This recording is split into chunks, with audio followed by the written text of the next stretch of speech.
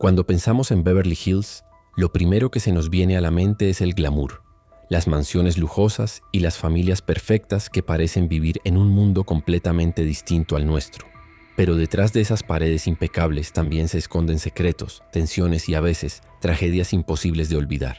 La noche del 20 de agosto de 1989, en una de las zonas más exclusivas de Los Ángeles, un hecho estremeció no solo a esa comunidad sino al mundo entero. José y Kitty Menéndez, un matrimonio aparentemente exitoso, fueron encontrados sin vida en su propia casa. Lo que en un inicio parecía un crimen relacionado con un robo, pronto se convirtió en una de las historias más mediáticas y polémicas en la historia judicial de Estados Unidos.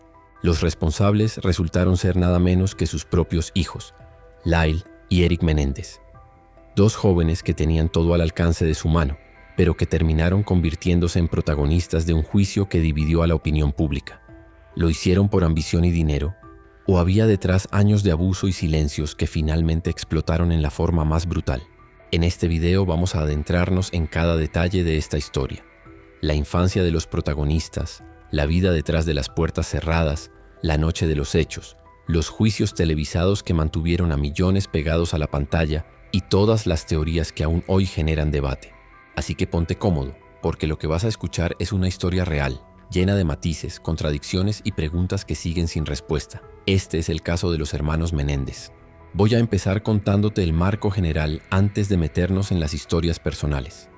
El caso de los hermanos Menéndez, Lyle y Eric, se convirtió en un fenómeno mediático porque en apariencia juntó dos mundos que rara vez coinciden.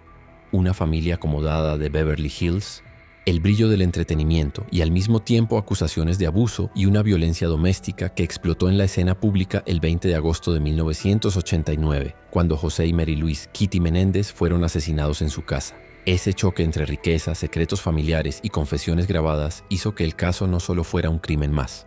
Fue una historia que durante años la prensa y la opinión pública volvieron a mirar una y otra vez. Ahora sí, empecemos por José. José Enrique Menéndez nació en La Habana en 1944 y emigró a Estados Unidos siendo joven. Con el tiempo se formó académicamente y se movió en círculos profesionales ligados a la contabilidad y luego a la industria del entretenimiento. Llegó a ocupar puestos importantes en compañías relacionadas con la música y el cine, y esa carrera fue determinante para el estilo de vida y las oportunidades económicas de la familia. En varias biografías y perfiles se lo describe como un hombre de gran ambición profesional, exigente y con una imagen pública de ejecutivo seguro y exitoso. Kitty, cuyo nombre real era Mary Louise Anderson, nació en 1941 en Oak Lawn, Illinois. Su infancia no fue idílica. La prensa y varios investigadores han recogido episodios de violencia doméstica en su casa de origen y dificultades familiares que, según las crónicas, marcaron su vida. De joven fue maestra y también participó en el mundo social de su comunidad. Después de casarse con José dejó la docencia y se convirtió en madre y ama de casa, ocupándose del hogar mientras la carrera de su esposo avanzaba. Varios relatos la muestran como una mujer con rasgos contradictorios. Por fuera se proyectaba como la esposa de un ejecutivo exitoso, pero su vida privada incluyó problemas emocionales y, según testigos citados en reportajes, episodios de inestabilidad y consumo. El encuentro entre José y Kitty y la construcción de la familia también tuvieron su propio ritmo. Se casaron cuando eran relativamente jóvenes, formaron un hogar y se trasladaron por motivos laborales. La pareja vivió en distintos lugares, Nueva York y después Nueva Jersey, mientras José consolidaba su carrera. Más tarde, por razones profesionales, se mudaron a California, y esa relocalización terminó por colocar a la familia en el entorno de Beverly Hills, donde su casa y su estilo de vida llamaron la atención. En muchos perfiles se destaca que, aunque desde fuera la familia parecía exitosa y bastante integrada al mundo del entretenimiento, el clima interno no reflejaba necesariamente esa tranquilidad. De esa unión nacieron Lyle y Eric. Lyle, cuyo nombre completo es Joseph Lyle Menéndez, nació el 10 de enero de 1968 en la ciudad de Nueva York. Eric Galen Menéndez nació el 27 de noviembre de 1970 en Nueva Jersey. Crecieron en hogares con ventajas económicas. Asistieron a colegios privados o de alto rendimiento, practicaron deportes y tenían acceso a viajes y bienes que muchos niños no tenían. Pero al mismo tiempo, en los testimonios y en la documentación que más tarde salió a la luz, se describe una infancia en la que la figura paterna imponía mucha disciplina y expectativas altas, y en la que, según los hermanos, había también episodios de castigos severos y humillaciones que dejaron huella en su desarrollo emocional. Es importante aquí separar dos tipos de relatos. Por un lado están las descripciones del entorno objetivo, la casa en Beverly Hills, la educación elitista, los viajes, y por el otro las experiencias subjetivas que los hijos relataron más tarde.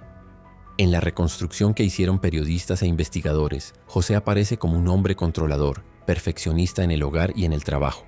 Kitty, aunque cariñosa en momentos, también es presentada como una figura ambivalente que no siempre protegió a los chicos según los mismos hermanos. Estas percepciones fueron clave porque años después, la defensa de Lyle y Eric se basó en explicar que comportamientos y abusos prolongados, tanto emocionales como, según ellos, de otra índole, los empujaron a actuar en la manera en que lo hicieron.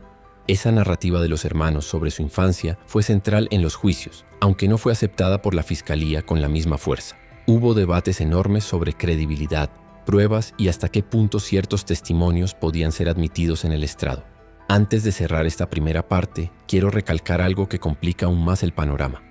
Muchas de las acusaciones sobre el pasado de la familia, especialmente las relacionadas con conductas de José hacia terceros, permanecieron durante décadas en el terreno de lo discutido y en algunos casos reaparecieron con nuevas acusaciones públicas en los últimos años.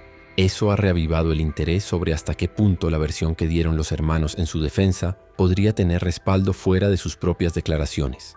En los juicios originales, además, hubo problemas legales importantes sobre qué pruebas psicológicas y qué grabaciones de terapia podían utilizarse, lo que redujo la posibilidad de que todo lo ocurrido se ventilara de forma completa en la primera instancia.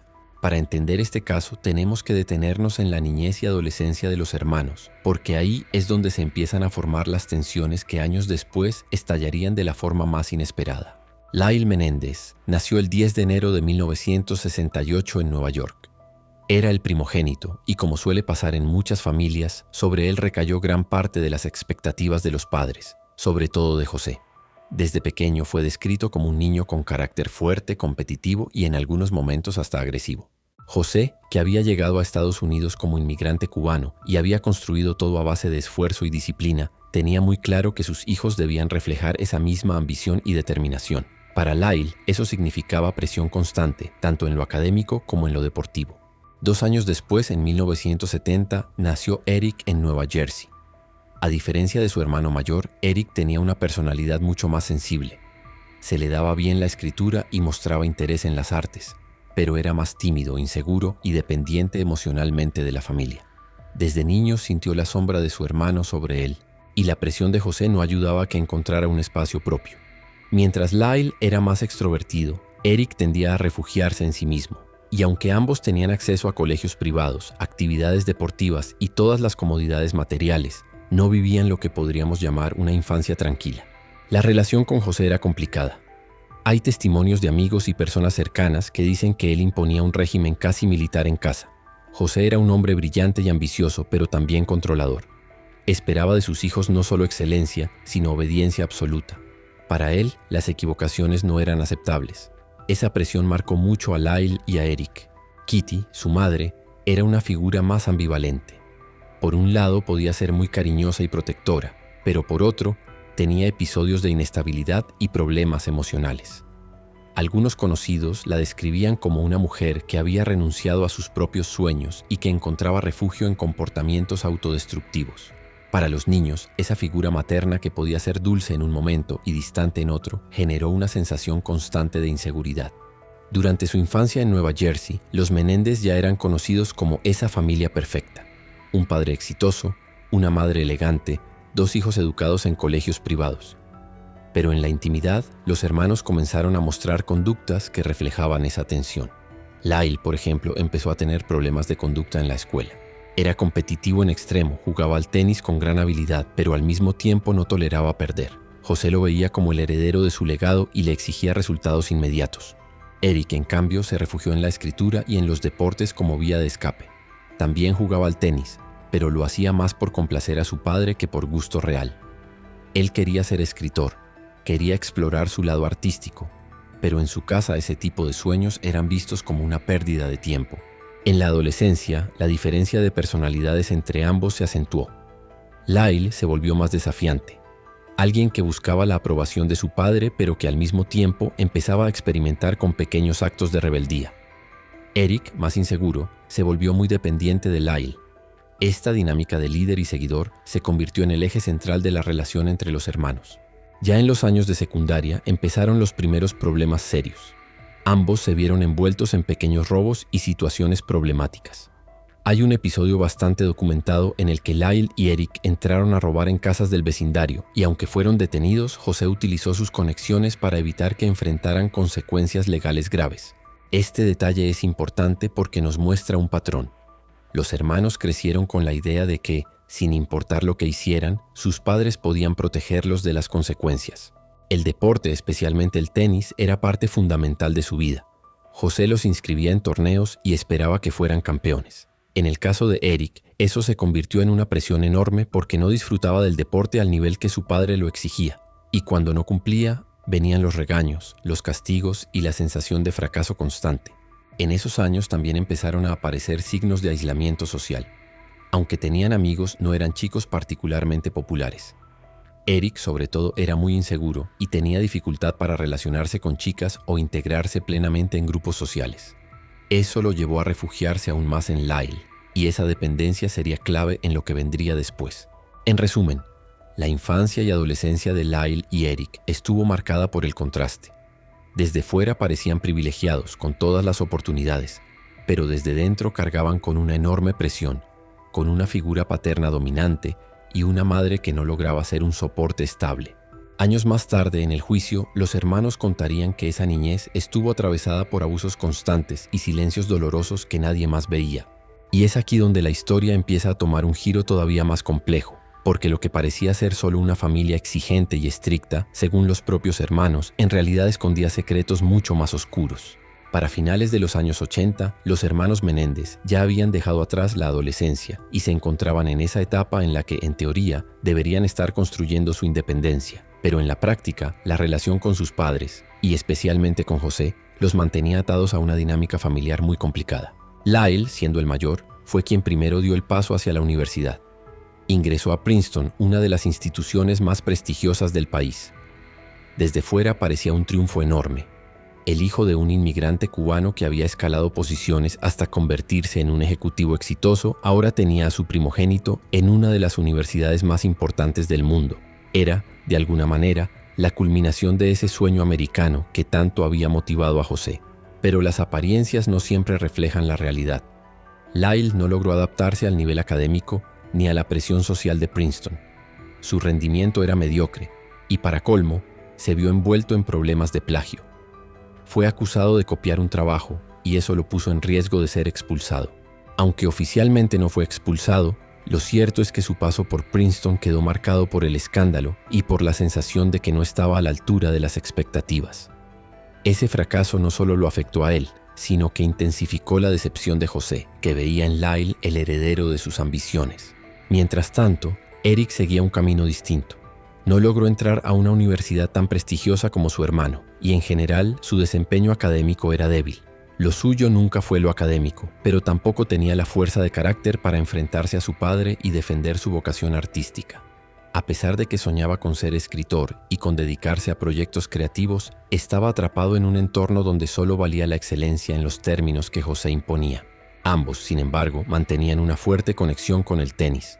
Para José, el deporte no era solo una actividad recreativa, era un símbolo de éxito, disciplina y estatus. En ese mundo de torneos y entrenamientos, los hermanos pasaban buena parte de su tiempo. Pero la pasión que José proyectaba hacia ellos no era genuinamente compartida. Mientras Lyle lo aceptaba como parte de su rol de hijo mayor que debía cumplir, Eric lo vivía con sufrimiento. Con el paso del tiempo, los problemas de conducta empezaron a ser más evidentes. Ya no se trataba de pequeños robos en el vecindario como en la adolescencia. Ahora eran jóvenes adultos que gastaban grandes cantidades de dinero y que no parecían tener un rumbo definido. Lyle tenía fama de ser un joven arrogante y algo prepotente, mientras que Eric seguía siendo inseguro y dependiente. José intentaba controlarlos, pero la situación parecía escapársele de las manos. Por un lado quería que fueran independientes y exitosos, pero por el otro no los dejaba tomar decisiones propias. Esa contradicción fue alimentando resentimientos en los dos hermanos. En este punto hay que hablar del dinero, porque se convirtió en una parte crucial de la historia. Los Menéndez tenían una vida lujosa en Beverly Hills, mansión, autos caros, viajes, todo lo que simbolizaba el éxito económico. pero el acceso a ese dinero estaba completamente controlado por José. Los hermanos dependían de él para absolutamente todo, y eso generaba una mezcla peligrosa de privilegio y resentimiento. Tenían los lujos, pero no la autonomía. Los años previos al crimen estuvieron llenos de tensiones. En casa había discusiones frecuentes, y según lo que más tarde declararían los hermanos, también había episodios de maltrato y abuso que se arrastraban desde su niñez. Esa combinación de control, resentimiento y secretos no resueltos fue la chispa que, con el tiempo, encendió una bomba de tiempo. Eric, el más sensible, empezó a mostrar signos de ansiedad y depresión. Se sentía atrapado en una vida que no controlaba. Escribía guiones, se refugiaba en historias inventadas como una forma de escapar de su realidad. En varias de esas historias, según se supo después, aparecían temas de violencia familiar y jóvenes que buscaban librarse de la autoridad de los padres. Lyle, en cambio, trataba de proyectar seguridad. Se mostraba como el hermano mayor fuerte y decidido, pero lo cierto es que también estaba frustrado. Sabía que su paso por Princeton había sido un fracaso, y aunque intentaba buscar nuevos proyectos, nada parecía consolidarse. La relación entre los hermanos, sin embargo, era muy fuerte. Lyle era como una figura de liderazgo para Eric, alguien que tomaba las decisiones y marcaba el rumbo. Esa dinámica de dependencia emocional fue clave, porque lo que hiciera uno, el otro lo seguía. Para finales de los años 80, la familia Menéndez vivía una vida de aparente éxito. Un padre poderoso en la industria del entretenimiento, una madre que mantenía la fachada de familia perfecta, 2 hijos jóvenes rodeados de lujos. Pero bajo esa superficie, las tensiones estaban al límite. Los problemas académicos, los conflictos de dinero, la presión de José y los secretos familiares habían creado un ambiente explosivo. Y lo que nadie sabía en ese momento era que esa tensión estaba a punto de transformarse en una de las noches más recordadas en la historia criminal de Estados Unidos. La noche del 20 de agosto de 1989 comenzó como cualquier otra para la familia Menéndez, al menos desde fuera. La mansión en Beverly Hills, ubicada en un vecindario tranquilo y exclusivo, estaba impecable, con luces tenues, lujos visibles y un aire de calma que pocos podrían sospechar que se iba a romper de manera dramática. Ese día, José Menéndez había regresado a casa después de trabajar largas horas en su empresa de entretenimiento, mientras Kitty, su esposa, estaba preparando la cena y organizando la casa. Los hermanos Lyle y Eric también estaban en la mansión, y según varios relatos posteriores, habían tenido discusiones con sus padres durante la semana sobre dinero, su estilo de vida y las decisiones que sentían que los mantenían atrapados. A medida que avanzaba la noche, la tensión acumulada en la familia se hacía más evidente. Los hermanos, según sus propias confesiones más tarde, habían planeado algo durante semanas, aunque no había señales visibles para vecinos o amigos de que algo tan extremo pudiera ocurrir. Se trata de una planificación meticulosa. Ambos sabían los hábitos de sus padres, cómo reaccionaban ante ciertos estímulos y cuál era la distribución de la casa. Sabían, por ejemplo, que José tenía un estudio privado donde guardaba documentos y dinero, y que la seguridad en la casa no era extrema, pero sí suficiente para que un extraño tuviera dificultades para entrar sin llamar la atención. Esa noche, Lyle y Eric entraron al área donde sus padres estaban. Según la reconstrucción policial y las declaraciones posteriores de los propios hermanos, los padres estaban inicialmente sorprendidos. La primera reacción fue de incredulidad. No podían imaginar que sus hijos, los mismos que habían criado con tanto esmero, pudieran hacerles daño. Los hermanos, armados, atacaron a sus padres con una violencia extrema, disparando múltiples veces. La evidencia posterior determinó que José recibió la mayor cantidad de impactos, mientras que Kitty fue atacada en su intento de protegerse. La violencia fue tan intensa que dejó claro que no se trataba de un impulso momentáneo. Había una planificación detrás, un cálculo que reflejaba la tensión acumulada de años. Los vecinos recuerdan haber escuchado ruidos, pero no le dieron mayor importancia en ese momento. La mansión de los Menéndez, imponente y grande, absorbía muchos sonidos, y la vida en Beverly Hills a menudo incluía fiestas, tráfico de autos y movimiento constante, así que nada parecía fuera de lo común. Después de cometer los asesinatos, Lyle y Eric huyeron de la escena por un tiempo corto, intentando organizarse. Según sus declaraciones posteriores, experimentaron una mezcla de adrenalina y miedo, conscientes de que lo que habían hecho era irreversible. Esa noche, a diferencia de lo que muchos podrían esperar, los hermanos no intentaron inmediatamente escapar. Permanecieron en la ciudad, lo que se convertiría en un detalle clave durante la investigación. Cuando la policía llegó, alertada por un familiar preocupado, encontraron la mansión silenciosa pero con evidencias de violencia extrema. Las escenas dentro de la casa eran impactantes. La disposición de los cuerpos, los proyectiles y la falta de signos de robo claro hicieron que los investigadores comenzaran a cuestionar si el crimen había sido cometido por un extraño o alguien cercano a la familia. En las horas siguientes, la investigación inicial se centró en el entorno inmediato de los Menéndez. Los detectives entrevistaron a vecinos, amigos y conocidos y comenzaron a reconstruir la dinámica familiar. Lo que parecía un asesinato sin motivo se transformó rápidamente en un caso complejo, porque las sospechas empezaron a apuntar a personas dentro del círculo familiar más cercano.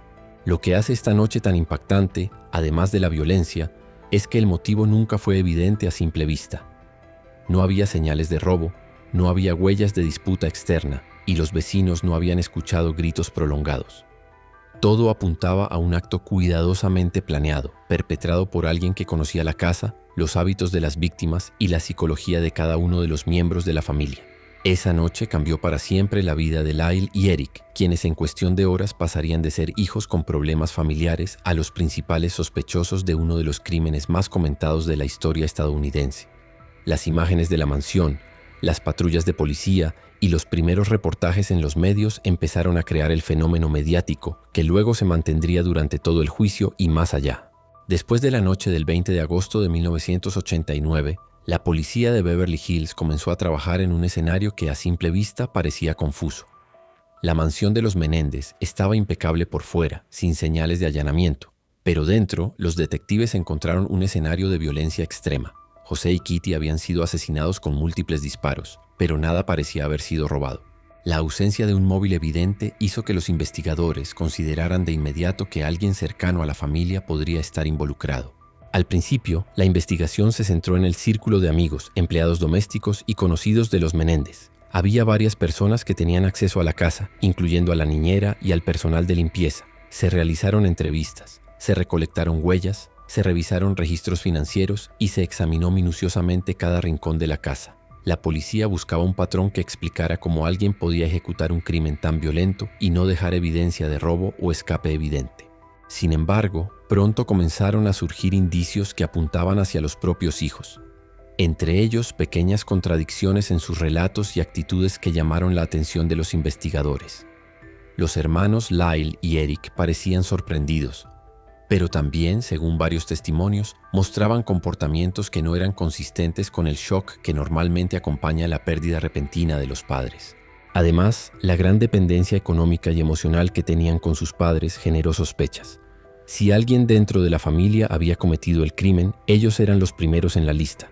Un punto crucial en la investigación fue la intervención de la fiscalía al analizar los patrones financieros de los Menéndez. José había acumulado una considerable fortuna, y los detectives comenzaron a explorar si había indicios de que sus hijos podrían haber planeado un acto para acceder a esos recursos.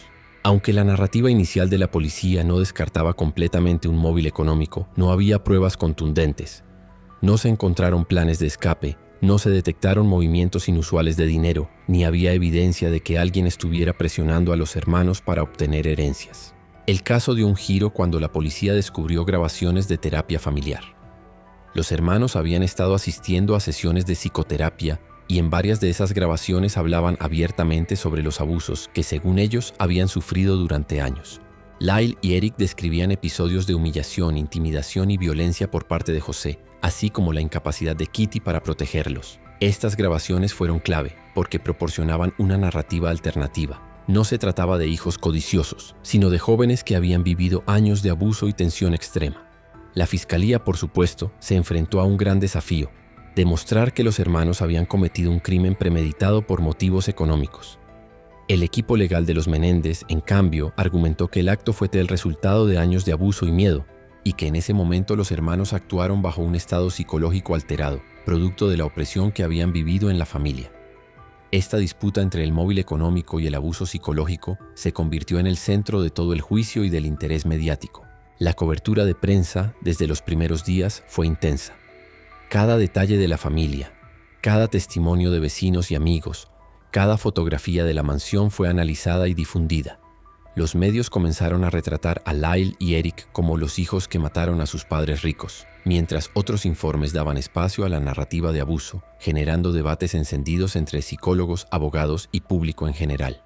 Durante los primeros juicios, los hermanos fueron representados por diferentes abogados en etapas distintas, y la estrategia de defensa incluyó llamar a expertos en trauma y abuso familiar. El argumento central era que los años de humillación, control y abuso habían creado un estado psicológico en los hermanos que, de algún modo, justificaba su reacción extrema.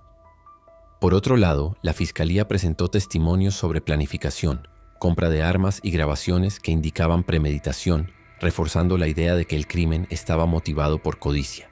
Los primeros juicios se extendieron durante semanas y se convirtieron en un fenómeno mediático, no solo por la espectacularidad de la mansión, el dinero y la fama de la familia, sino también por el debate moral que surgía. ¿Hasta qué punto el abuso justifica un acto tan violento? ¿Era un asesinato premeditado o un estallido de desesperación? El caso, como sabemos, continuaría durante años, con múltiples apelaciones, cambios de jurado y debates legales sobre la admisibilidad de pruebas psicológicas. Pero lo que queda claro de esta etapa es que la investigación inicial y la atención de los medios transformaron un crimen familiar en un evento que definiría el lugar de los hermanos Menéndez en la historia criminal estadounidense. Después de la investigación y los primeros procedimientos, el caso de los hermanos Menéndez llegó a la fase judicial más mediática y polémica de su historia. Los juicios se convirtieron en un espectáculo que capturó la atención de millones de personas en Estados Unidos y en el mundo entero, y no solo por la violencia del crimen, sino también por la complejidad de las motivaciones y el trasfondo familiar. El primer juicio comenzó en 1990, con Eric y Lyle acusados de asesinato premeditado en primer grado. La Fiscalía presentó un caso sólido, pruebas de premeditación, compra de armas y grabaciones donde se mostraba que los hermanos habían planificado el crimen para obtener la herencia de sus padres. Se destacaba también la extrema violencia, que según los peritos forenses mostraba un patrón sistemático, no un ataque impulsivo. La defensa, por su parte, adoptó una estrategia basada en el abuso prolongado que ambos habían sufrido durante su infancia y adolescencia. Trajeron a expertos en psicología y psiquiatría, quienes declararon que Lyle y Eric habían vivido bajo un estrés crónico, con miedo constante a la violencia física y emocional de sus padres. Los expertos explicaron que este trauma podía generar un estado psicológico que, en un momento de tensión extrema, llevara a una reacción violenta, incluso homicida. Esta defensa fue conocida como la del abuso prolongado, y aunque muchos en la audiencia la escuchaban con escepticismo, se convirtió en un elemento central del juicio. Durante los testimonios se revelaron detalles sobre la infancia y la adolescencia de los hermanos, los castigos estrictos, las humillaciones, la presión académica y deportiva, y el control casi absoluto de José sobre sus vidas. Kitty, según los testigos, no protegía a sus hijos como se esperaba, y a veces incluso reforzaba las críticas y regaños del padre. Estas declaraciones no solo impactaron a los jurados, sino que también alimentaron la narrativa mediática de los hijos atrapados en un hogar oscuro detrás de la fachada de riqueza. Sin embargo, el primer jurado no logró un veredicto unánime, y el caso tuvo que ser reensayado en un segundo juicio. Este segundo juicio comenzó en 1994 y se convirtió en el que definiría finalmente el destino de los hermanos Menéndez. La estrategia de la defensa volvió a centrarse en el abuso prolongado, presentando evidencia detallada de la vida de los hermanos y cómo esta experiencia afectó su percepción de la realidad y su capacidad de juicio en la noche del crimen. El jurado del segundo juicio enfrentó un dilema moral y legal. ¿Podían considerar el abuso psicológico como un factor que disminuyera la responsabilidad de los hermanos? Por un lado, la premeditación parecía clara. Por otro, los testimonios sobre abuso prolongado mostraban un contexto emocional extremo. Finalmente, en 1996, el jurado los declaró culpables de asesinato en primer grado con premeditación, pero no en todos los cargos que la Fiscalía había presentado. Ambos hermanos fueron sentenciados a cadena perpetua, sin posibilidad de libertad condicional, lo que puso fin a años de expectativa y especulación pública. Tras las sentencias, los hermanos apelaron, argumentando que los jueces habían cometido errores en la admisibilidad de las pruebas psicológicas y que sus derechos constitucionales habían sido vulnerados. Las apelaciones se extendieron por años, manteniendo el caso en la atención pública y renovando el debate sobre la validez de la defensa basada en abuso prolongado. Aunque algunos aspectos de las apelaciones fueron aceptados parcialmente, las sentencias originales se mantuvieron y los hermanos permanecen en prisión hasta hoy. En paralelo surgieron teorías alternativas y debates que aún generan discusión. Algunos analistas sostienen que el móvil económico fue el principal, señalando que la premeditación, la compra de armas y la ejecución planificada indican que los hermanos actuaron por dinero y estatus social. Otros, por el contrario, creen que la defensa del abuso prolongado tiene mérito. Los testimonios psicológicos y los relatos de amigos y conocidos sugieren que vivieron bajo una presión y un miedo constantes que podrían explicar la violencia explosiva de aquella noche. La combinación de factores, riqueza, control parental extremo, abuso y la habilidad de los hermanos para mantener su vida cotidiana aparentemente normal, hizo que este caso fuera un estudio de psicología y conducta familiar extrema. Incluso hoy, décadas después, sigue siendo materia de análisis en criminología, psicología forense y estudios de violencia familiar. El impacto cultural también es notable. Películas, documentales y programas de televisión han reconstruido la historia, explorando la ambigüedad moral y psicológica del caso. El debate sobre si los hermanos eran víctimas de su crianza o criminales fríos continúa, y cada nueva publicación, libro o documental revive preguntas sobre la responsabilidad, el trauma y los límites de la moralidad en circunstancias extremas. Cuando uno intenta entender el caso Menéndez, no basta con ver los hechos de manera fría. Hay que mirar hacia atrás y analizar qué tipo de personas eran Lyle y Eric, cómo crecieron, qué huellas dejó en ellos la relación con sus padres y qué tan determinante pudo ser ese entorno en las decisiones que tomaron. Empecemos por Lyle Menéndez. Él nació en 1968 y fue el primogénito. Desde pequeño, Lyle fue educado bajo un régimen de estricta disciplina.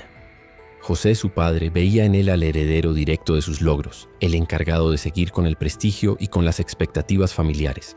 Se le exigía excelencia en todo, en los deportes, en los estudios, en la imagen que proyectaba hacia el exterior. Esta presión, en lugar de forjarle seguridad, lo volvió una persona con fuertes inseguridades, aunque las escondía bajo una fachada de confianza y control. Amigos de la infancia recuerdan a Lyle como alguien competitivo, obsesionado con ganar y al mismo tiempo temeroso de decepcionar a su padre. En la adolescencia, sus problemas de autoestima se hicieron más evidentes. Por un lado, quería complacer a José. Por otro, sentía que nunca era suficiente. Muchos psicólogos que lo analizaron después del crimen hablaron de un yo fragmentado, alguien que podía proyectar firmeza, pero que por dentro cargaba con miedos, resentimientos y una constante sensación de inferioridad.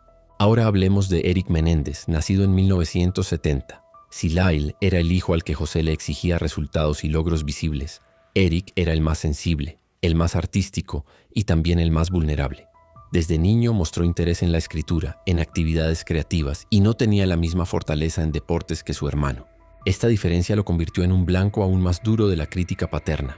La relación de Eric con su madre también fue ambivalente. Buscaba su protección, pero Kitty, atrapada en su propio dolor emocional, rara vez le daba el refugio que necesitaba. De los dos hermanos, Eric era quien más sentía miedo y dependencia. Sus amigos lo describían como alguien que siempre parecía ansioso, que quería agradar a todos pero que no sabía cómo. Tras el crimen, fue precisamente Eric quien primero mostró señales de remordimiento y angustia, llegando incluso a confesarle a su terapeuta lo ocurrido, lo que más tarde se filtraría y se convertiría en una pieza clave en el proceso judicial. En conjunto, los psicólogos que estudiaron a Lyle y Eric hablaron de una dinámica de codependencia entre hermanos. Lyle, con su carácter más dominante, funcionaba como un protector y líder, mientras que Eric, más débil y vulnerable, se apoyaba completamente en él. Muchos especialistas opinan que si hubieran estado separados, quizá no habrían cometido el crimen, pero juntos alimentaban una especie de espiral psicológica en la que se reforzaban mutuamente. Ahora bien, pasemos a las teorías más importantes del caso. La primera y más conocida es la que planteó la Fiscalía, el móvil económico. Según esta visión, Lyle y Eric asesinaron a sus padres porque querían la herencia millonaria y la libertad de gastar sin límites. La evidencia parecía apoyar esta teoría. Habían comprado autos, relojes caros y empezaron a gastar grandes sumas de dinero poco después del crimen. Además, la premeditación se reflejaba en la compra de las armas y en la forma en que planearon la coartada de ir al cine esa noche. Para la Fiscalía se trataba de un crimen de ambición. La segunda teoría, la que defendió la defensa, es la del abuso prolongado.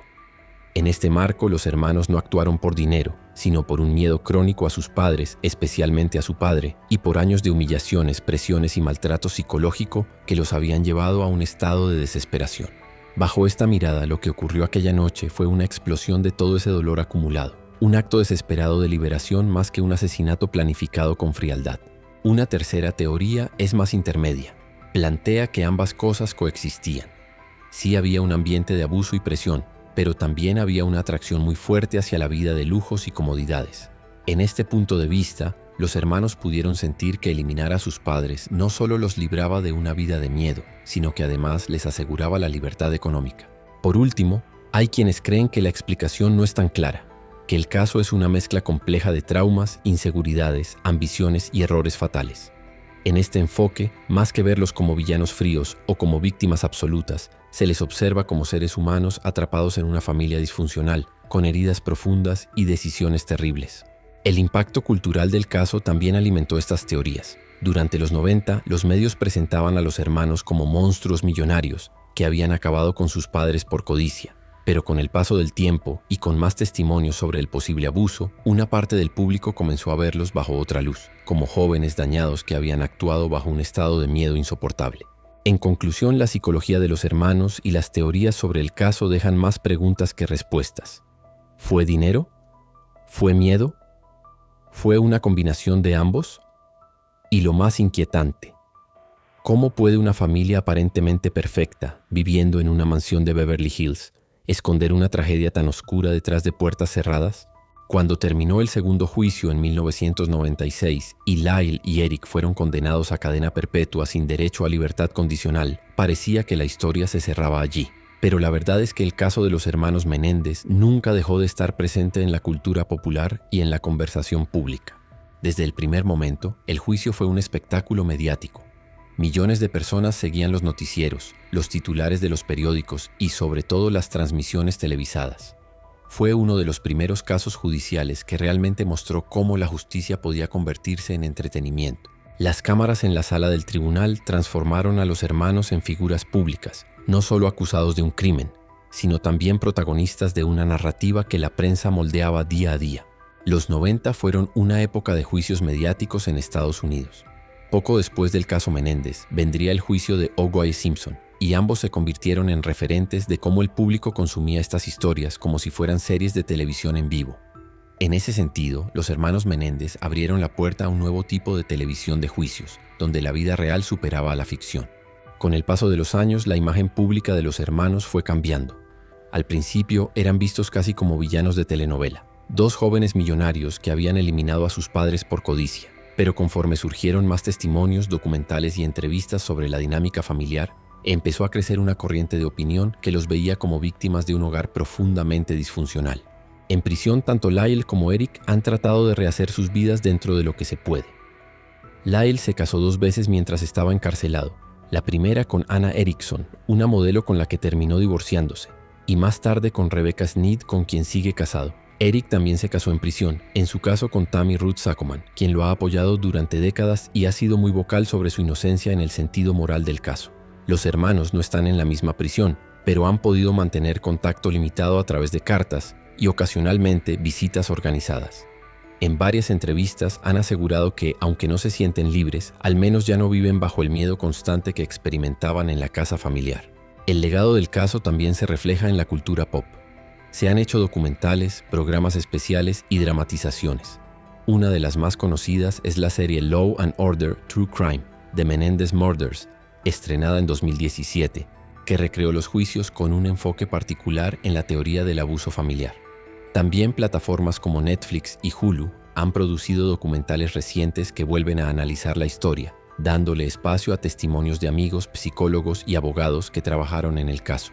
Incluso en redes sociales, sobre todo en TikTok y YouTube, nuevas generaciones que no vivieron el caso en tiempo real lo han redescubierto, debatiendo sobre la culpabilidad, la injusticia o el supuesto trasfondo de trauma.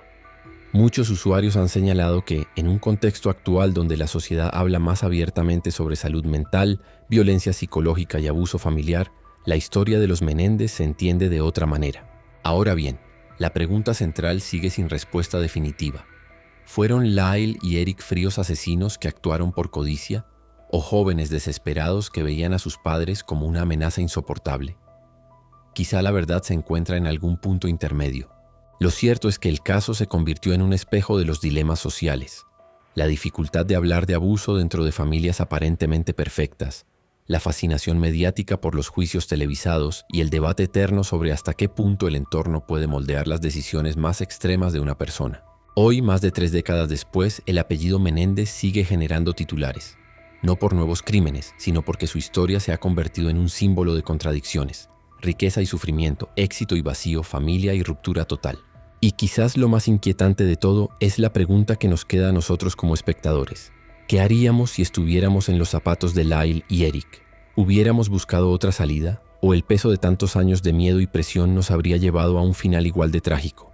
Lo que sí es seguro es que en la historia del True Crime, pocos casos han dejado una huella tan profunda como el de los hermanos Menéndez.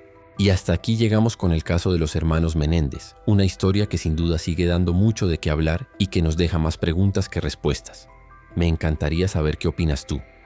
¿Crees que Lyle y Eric actuaron únicamente por ambición? ¿O piensas que fueron víctimas de un entorno familiar que los llevó a ese límite? Déjame tu comentario aquí abajo, me gusta leerlos y siempre se arman debates súper interesantes en la comunidad. Si llegaste hasta esta parte del video, primero que nada, gracias por acompañarme durante tantas horas de relato. Eso significa muchísimo para mí y me motiva a seguir trayéndote casos igual de completos y detallados.